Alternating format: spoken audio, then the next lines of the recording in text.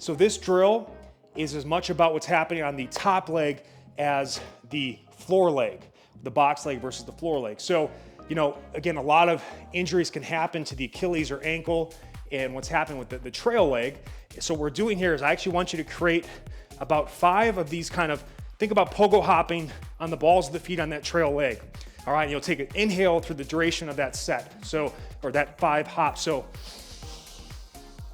and then I'm gonna exhale up into a hover hold for about 1 or 2 seconds. I can reach my arms more for counterbalance and then go right back into this set. But I'm actively pushing down into this too. I'm bouncing off the back toe. I'm also pushing off the midfoot here, and I'm getting these pulsing contractions in my low quad, my knee. So it's a pulsing, it's joint training, it's muscle training, and then push up and then stabilize.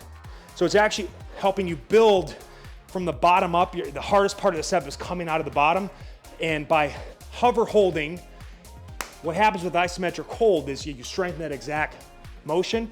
You also strengthen the angle 15 degrees above and below. So it's actually building here to here. It's building this pocket of strength where your knee is susceptible to injury, but also where you can be really weak.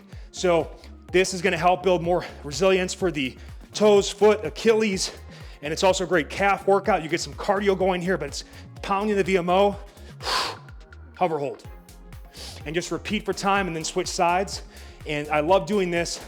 If you know you got some more jumping or a lot of plyometric elastic work coming into a training session, doing something like this to warm up and just get a lot of blood into those joints, make things pliable, elastic, warm and wet, if you will.